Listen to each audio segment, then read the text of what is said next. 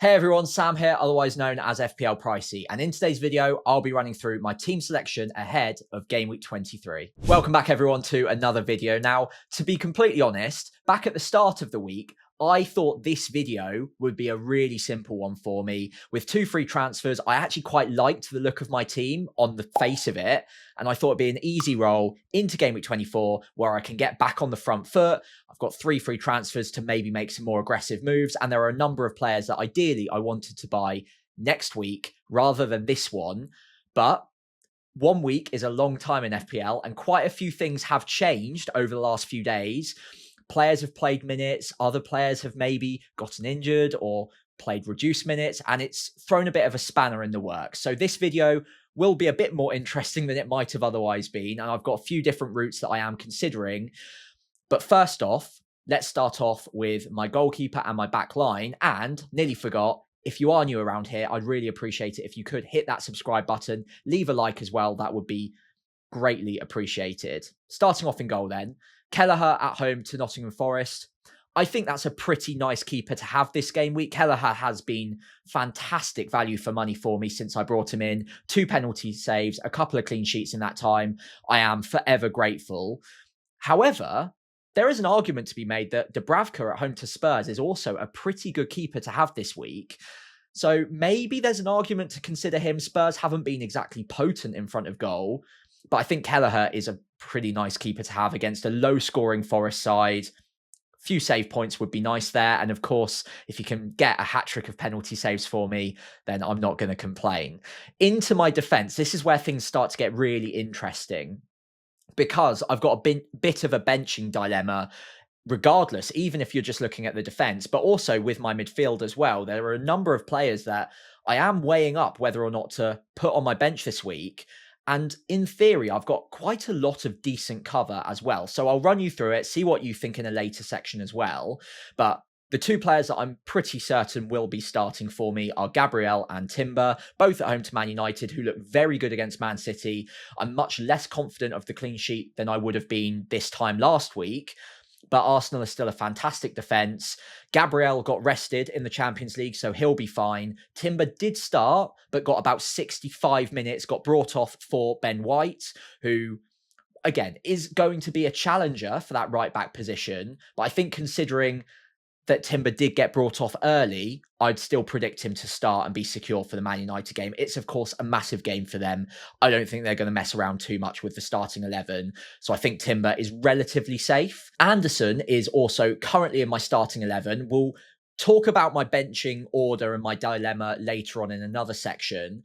But at home to Brighton, it's a decent fixture, not bad odds of a clean sheet. I think it's about 25% at time of recording, and his DEFCON ratio is very high as well. So I do like him, but it must be said, my other 2 defenders are both very playable this week. Lewis Hall has been fantastic value for money for me recently, 9-pointer in Game Week 22. At home to Aston Villa isn't an ideal fixture, but he's still a great player. I am a little bit put off by the fact he played 90 in the midweek in the Champions League as well. But Newcastle don't have a lot of options at left back until Dan Burn comes back in. And he wasn't even on the bench, I don't think, in the Champions League. So he might not come straight back into the starting lineup anytime soon. Alderete as well, away at West Ham. Sunderland aren't quite as strong away from home defensively as they have been at home. But West Ham aren't a great side. And Sunderland, you would think, have a decent chance of a clean sheet there. Decent chance of DEFCON for Alderete, and he's not bad from set pieces either. So all 5 of my defenders, very startable this week. This is the current 3 I've got, but we'll talk about my benching dilemma later on with the midfield weighed in as well. Right then, so moving into my midfield, and this is where things start to get really interesting. And I'm at the stage where I'm probably overthinking it on a number of these players, but I'll run you through my current thought process on which players I feel more confident on. Honestly, if I was wildcarding right now, I think maybe 1, possibly 2 players survive at a stretch, but I'm not that happy with many of these players. Let's start off with Bukayo Saka, who is a lot of money, not providing me with attacking returns all that often at the moment, and has been benched in 2 of the last 3 game weeks. Bit of a disaster, truth be told. And long term, I think if I was building a wild card, he would not be on it. However, transfers are precious. I'm not planning on wildcarding in game week 23 or 24 at time of recording. Things can change, of course. But with that in mind, Saka, for me, is probably a hold in most scenarios for this game week specifically. I would be surprised, to say the least, if Saka didn't play or didn't start against Man United. It is such an important game. There's a relatively decent turnaround time between the Champions League, in which he did play 90 minutes, by the way, which has scared me a little bit, not going to lie. I'm a little bit worried, because you would think that if Saka's minutes are being managed, Inter Milan, it was a big enough game, but Arsenal were already pretty much guaranteed a top 8 place anyway. Could have probably played Madueke in that game instead, but Saka played 90, got an assist near the end of the game, so obviously still at least performing to a decent level for the 90 minutes. I think I'm still relatively confident that Saka does start against Man United in particular, and I'd be surprised if he got brought off early in that game as well. Given its importance, given that Man United played really well against Man City, Arsenal are not going to be complacent in this match. I think they're going to put out their strongest possible starting 11. Saka is in that. If I was weighing up a decision on a wild card between Rice and Saka, I'd probably pick Rice now, because he is more nailed. He is providing plenty of different routes to points. But in this week in particular, I think I can hold on to Saka in the relatively comfortable knowledge that I think he's going to start. Might be wrong, but I do have some bench depth if I am wrong. Moving across to Rodgers, he's playing right now in the background as I'm recording this, so I will make an edit to this video if he does go off injured in the not the Champions League, in the Europa League. But I think he's relatively secure. I would have no doubts whatsoever about him starting away at Newcastle. He's a 90-minute man, and I've got him for the long haul as well. I want to wildcard in game week 32. His fixtures after Newcastle are out of the way look really good all the way through to wildcard.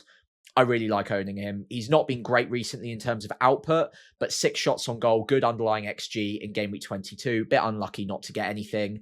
And I'm going to put this in the recording, although I'm not 100% convinced. I've got a gut feeling that he's the next guy who steps up and takes a penalty for Aston Villa. Emery mentioned 3 players a few weeks ago that were in the running for penalties. Those 3 players that he mentioned, I believe, were Tielemans, who's missed 2 penalties recently, McGinn, who's just been injured in the most recent match, and Rodgers. So I don't think Watkins is even in the running right now, and he's got a horrendous penalty record. Tielemans isn't great either. I've got a sneaky suspicion that Rodgers might take the next one. Can't guarantee it, but it's just a gut feeling. And I think that will just add another reason to why I really like owning Rodgers. So he's not an issue. Szoboszlai is an issue. Whether or not he's someone that I need to get rid of this week is a different matter, because he also keeps scoring in other competitions. He did it yet again in the Champions League in the midweek. I think he'll play 90. With Salah back in the running, he's off penalties. He might be off penalties anyway after hitting the woodwork last time out. Still not quite over that, by the way. Still feel pretty bad about losing out on that penalty goal. That would have been a green arrow for me if he'd scored it. But anyway, I digress. Bournemouth away is a decent fixture. Bournemouth have got a number of injury problems right now. They're not in the best of form. I don't love having him, especially long term, and he's probably a sell at least next week, if not this week. But I think I can probably play him this week. Foden is one that I probably want to focus on. I'll skip over Anderson because he's just going to score 4 or 5 points, right? Against Brentford, against anyone, he's probably just going to have that decent baseline of 4 to 5 points every single week. Might get the odd attacking return every now and then. Relatively comfortable with him. Foden is the issue. Does he start in game week 23? Who knows? It's definitely a question mark. Nowhere near as safe or confident in his starting potential in game week 23 as I would have been a couple of weeks ago. It's a good fixture. Wolves at home. If he does start, I would really regret selling him if I were to do so. Obviously, he went off at halftime in game week 22. I think that although Pep at the time said it was tactical, that it did have something to do with the injury. It's obviously come out since that there are bones broken in his hand, in his wrist. And therefore, he was wearing the bandaging against Bodo Glimt in the Champions League, but did play 70 minutes. And as much as some other people out there have said that he looked really poor in that game, almost anonymous, I watched that game and I didn't I don't know. You might disagree. Feel free to do so in the comments. I didn't think he had the worst game. In fact, I thought he had a bit of a free roll. Things didn't pan out for him. He didn't score or assist or anything like that, of course. But if I was looking at his movements, if I was looking at the way that he was playing on and off the ball, I still think there were plenty of encouraging signs. And if I'm trying to read Pep's mind, bringing him off at 70 minutes, to me, was to rest him up ahead of game week 23. I might be wrong. Fair enough. But my gut feeling is right now that Foden probably does start through the centre in game week 23. But I'm not as confident as I would have been a few weeks ago. And also, it is worth noting, he's been in horrendous form recently in terms of the actual output. So if anyone out there is looking at him and thinking, why have you still got this guy? I kind of agree. The only reason I'm holding on to him is in the hope that he does start against Wolves. And if he does, it is still a pretty decent fixture.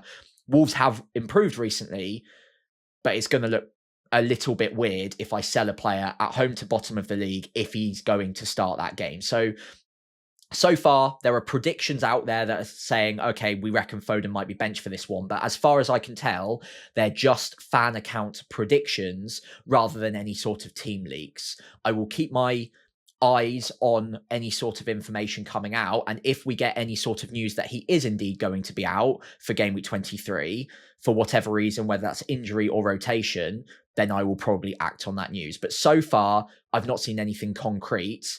And I'm going to probably follow my gut on that one.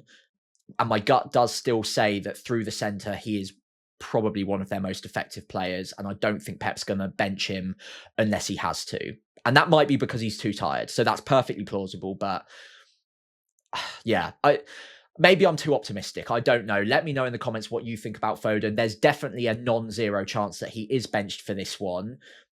But I still kind of feel in my gut that he's likely or more likely than not to start. Okay, so moving into my forward line quickly before moving on to my different transfer options and my benching dilemma. Haaland is another player, a bit like Foden, who there are question marks about on whether or not he's actually going to start. Those predictions I mentioned about Foden are also true of Haaland. Quite a few people out there in the ether are mentioning the possibility that Haaland is going to get rested at some point very soon. Marmoush might play through the middle now he's back from AFCON. And Haaland against Wolves at home seems like a relatively decent opportunity to do so. I think with Haaland, the effective ownership is so high that unless we get solid news, like proper team leak information that he is indeed benched or out for Wolves, I'm not going to act on anything. Getting rid of a player that I've got this much built up value in as well, because I did get him relatively early, would be very punishing for me. It'd be very hard to get back to him. And if he does get benched, it's probably only going to be for 1 week. And look, it's going to be painful if it happens, but it's painful for everyone. No one is going to sell him realistically just on the information that he's out for 1 week if that were to happen. And I would still put his chances of starting as relatively high. So I'm not brave enough to go against him. I will probably captain him this week myself. Because again, I think a lot of people will, and it's a good fixture at the end of the day. Not the best, and Wolves have improved, but it's still good enough to captain him over all of the other options I've got in my team, because looking around, I'm not that confident on any of my other players to be better than him if he does start. So again, non-zero chance that he gets benched, and people are predicting that it could happen, but I still think it's more likely than not that he does start. And until I get proper information that he is benched, I'm going to captain him. And I've got a decent enough bench right now in case the worst were to happen. Vice captain probably on Saka, because I am relatively confident he starts this one. And he should be on penalties, and he's still got a good underlying data. So I'm not confident enough of both Foden and Haaland. And I think if Haaland's benched, Foden might well be as well. So putting the captaincy and the vice on those two as a combination feels too risky for me. So I wanted to go elsewhere, Ekitike or Saka, probably. On to Ekitike. Also, a non-zero chance that he gets benched as well. A lot of people are suggesting that their formation switch in the Champions League might stick. For those of you who don't know, that was playing with two up front. That was Ekitike and Salah in the Champions League, and it did kind of work. But some people are suggesting that Gakpo might also fit into that front two, and that Ekitike could be brought out of the firing line, given a rest, given that he hasn't been 100% fit as of late either. He might be rested for the Bournemouth game. But I don't think Liverpool are going to take this one easy. It's a tough enough game. They're going to want 3 points. They're in a fight for the Champions League places with Man United and quite a few other teams specifically right now. So if Ekitike's fit, I think he probably does start because he has been very good when fit. Another player that probably isn't going to stick around in my team for too much longer unless he actually starts firing in some goals pretty soon. But unless, again, I get word that he's gonna get word that he's gonna be benched, or I feel relatively confident that he's gonna get benched, I'm not gonna sell him ahead of a team that do put up relatively poor XG in general. At home, they're much better in terms of their underlying defensive data, but I do just wonder sometimes if that's a bit of a quirk of the fixture list, and maybe the fact that Liverpool haven't played them at home yet might be a factor as to why their data is slightly better at home than away. So Ekitike, probably going to hold on to him, but he is in a couple of different transfer plans as a route to making up some funds and upgrading elsewhere. Okay, so at the start of the week, like I mentioned, I did kind of have this week down as an automatic roll the transfer, get to 3 free transfers in Game Week 24, where there are a few nice fixture swings, and I can target some of the players that are actually on this graphic right now. I am considering moving early with one of these different transfer routes. I think the fact that I've got so many different transfer routes in mind is putting me off slightly, because I don't want to make the mistake of going down the wrong path a week early and locking myself out of another path when it might present itself to me more logically next week, and I might have a bit more information that makes one path more obvious than it might seem right now. However, that in mind, the 4 transfer routes that I'm kind of eyeing up right now and I could proceed with: number 1, 2 free transfers. I'd use them both, get rid of Foden and Ekitike if I did have a gut feeling that they were both going to be massive risks to start ahead of Game Week 23. Obviously, I already mentioned that I think that they are both at least slightly doubtful. If we get information that they might indeed be benched, or even one of them is benched, then moving early on the move to Bruno Fernandes would be something that I'd consider. I don't think I'd make these moves if I didn't get information that Foden or Ekitike were likely to be benched. But if I did get word, then the one player I am absolutely certain I want to have by next week is Bruno Fernandes. I know it's not a great fixture this week. I ideally don't want to buy him for Arsenal away from home, especially with double Arsenal defence in my team. But for the sake of not making a mistake on which other midfielder I might want, I would be willing to just bring him in a week early. And then also, to be able to afford him as a Foden replacement, I would need to downgrade elsewhere. Ekitike, if again I got the word that he was likely to be benched or was a doubt, I could make peace with bringing in Thiago with a great fixture this week. The next few are not nice whatsoever, and I'm not loving the idea of buying him ahead of some poor fixtures, but long term, I still think that he is the best other striker to be going after. So again, this would be a functional fix to my team for this week to make sure that I've got a starting 11 that's actually playing. But also long term, I think the fixtures do pan out in a way that I do want both of these players, at least Bruno Fernandes for Game Week 24, Thiago, I think Game Week 27 onwards. So I'd be bringing in players a week early, effectively. Moving across, with no team leaks whatsoever, with no assumptions that Foden, Ekitike, Haaland were benched for whatever reason, I might be tempted to move early on getting rid of Szoboszlai. I think I'd only want to make this move if for whatever reason I was massively convinced on who the replacement was going to be. The 2 leading candidates for me right now would be Undai at Everton, come back from the AFCON, fantastic player as we all know. I am fond of him. He's on penalties, he's got decent underlying data, pretty good on DEFCON for an advanced midfielder as well. So I do really like him. There are doubts over whether or not he'll come straight back into the starting 11 for Everton immediately for Game Week 23, but a player that I am confident would be a good pick all the way through to wildcard. Enzo Fernandez is another one that I like the look of, good underlying data, has underperformed historically, so that is something to keep in mind, and maybe that is putting me off slightly as well. And the fixtures are, of course, very, very good from next week onwards. Crystal Palace away isn't a bad fixture by any means. They're really struggling right now with all of the news, all of the drama circulating that club. But I still feel like I do want a little bit more information on exactly where Enzo's going to play. He played 90 minutes in the Champions League, so is there a possibility that he could get benched against Crystal Palace? It's unlikely, but it's possible. And then I would really regret selling Szoboszlai, who should be nailed on 90 minutes a match. Enzo may not be. I still would be relatively confident, but I'm unlikely to make this move because, as you can tell, I'm not completely fixated upon which midfielder I would replace him with. And therefore, more information next week onwards, I think just makes more sense. Same goes for option number 3.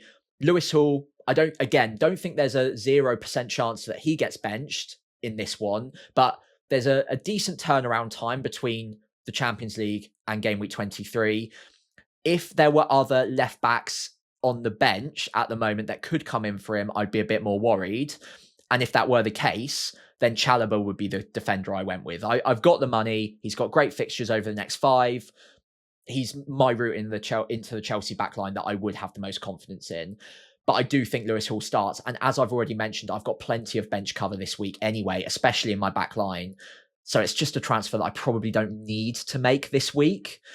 Over to number 4, Foden. Again, this would be on the proviso that Foden was confirmed to be benched and we get a leak that he is out, or a strong suspicion that he might miss out in Game Week 23. Get rid of him a week early, and instead of getting rid of Ekitike, if we thought that he was going to start, I can make the move away from Szoboszlai, get Bruno Fernandes, and the other way of funding that would be to downgrade Szoboszlai.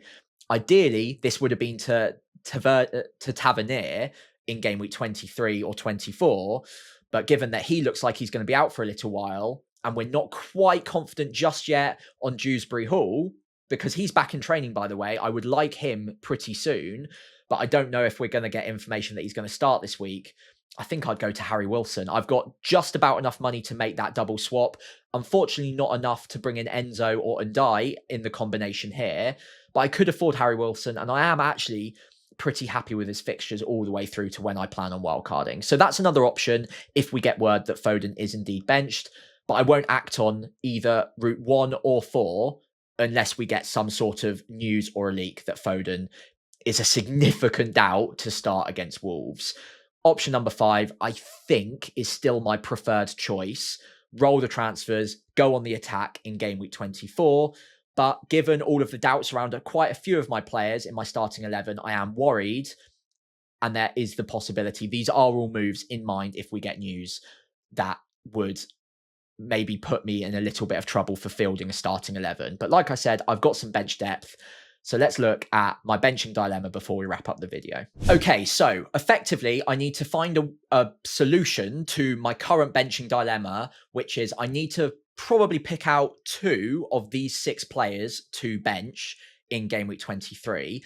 I've used the expected points from Solio. Fantastic free tool. Do go check it out. There's a paid version. I'm not sponsored. I just really like the tool. So the link is in the description below if you wanted to go and check that out. All of the expected points are very, very close between all 6 of these players. So I think it's within a margin of error here, and I'm going to just have to use my opinion. I was kind of hoping that there'd be one standout, which is like, oh, it's so obvious you should bench this player, and I can pass off my decision a little bit to much smarter minds than me with expected points. That's not the case here. They're all within 0.6, I think, from worst to best. I think the players that I'm least likely to bench are Elliot Anderson, mainly because his floor is so high. I can almost guarantee he's going to get 4 or 5 points. I do expect them to concede, so maybe just 4 points, but he's also got the upside of the potential for some attacking returns as well. It's been a while since he scored a goal, picked up an assist recently. And also, when he gets good defcons, he's not far off on the bonus either. So I think I'm probably just going to keep it simple with Anderson, start him, unless, of course, he gets injured in the Europa League tonight, which I should have mentioned earlier. He is playing, I think, tonight. I don't know whether he's in the starting 11, actually. But if for whatever reason he gets injured, I will, of course, just bench him. So I think he'll start. The other player that I'm pretty confident I'll just start regardless of whatever the models are predicting, Rodgers at 3.7 expected points is the lowest out of all of these players.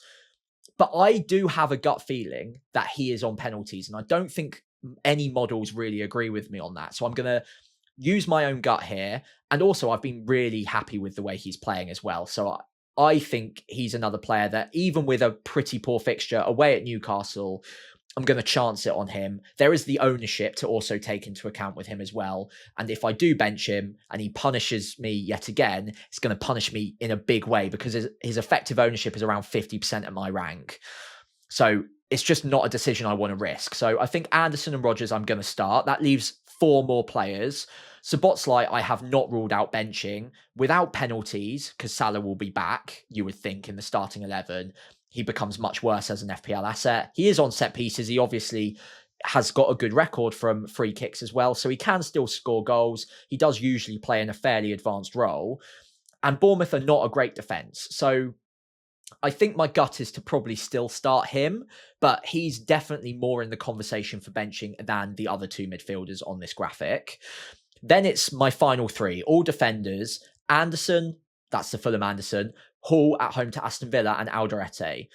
So if I'm benching 2 of these guys, I think I do have to weigh into my thinking the fact that if I start Lewis Hall, it kind of goes against Morgan Rodgers a little bit. If Rodgers is to do well, then Hall almost automatically can't do well unless he gets like loads of assists or something. But it limits his upside, because only one of those 2 can really haul. One of the either Hall can keep a clean sheet, probably do really well there, but if that happens, Rodgers won't have done well. But if Rodgers scores or assists or does whatever, Lewis Hall automatically can't have kept the clean sheet, so that limits his upside. Given that it's a tight decision, as much as I love Lewis Hall, I'm tempted to bench him to maximize my potential upside. It can also go completely the opposite way. And if I bench Lewis Hall, they keep a clean sheet. Rodgers is obviously blanked, and it could be a catastrophe for me.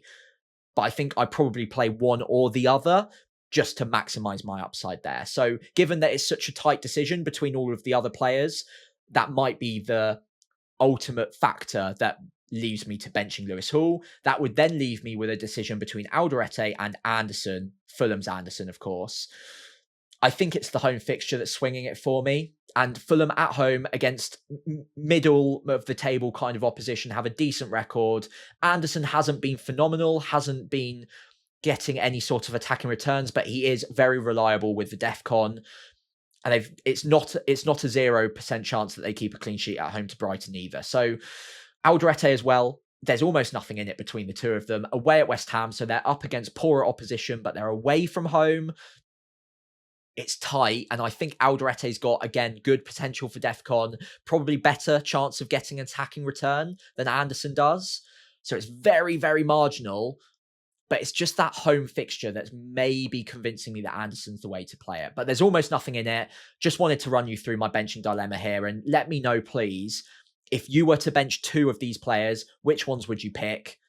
I think it's Lewis Hall and Alderete for me right now, but it's really close, and it could go down to the wire. Let me know in the comments below if you've got any preferences either way. Okay, so let's wrap up the video by taking a look at my final team going into Game Week 23. I think unless we get any sort of solid information in terms of benchings for Foden, Ekitike, Saka even, Haaland as well, I'm probably going to roll the transfer, give myself 3 free transfers in Game Week 24, which I do think will be very powerful for me. Lots of good fixture swings to attack. And I'm just not completely confident which route I want to take yet. One more week of information might be helpful.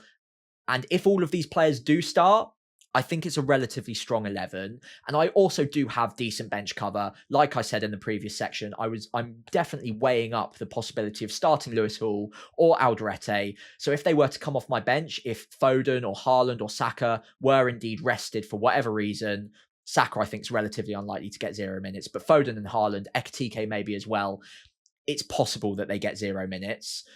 So having that bench cover is helpful for me this week. And I think I can roll the transfer, survive this week. 3 free transfers, really powerful next week onwards. So let me know what you think. Let me know any dilemmas you've got with your team in Game Week 23.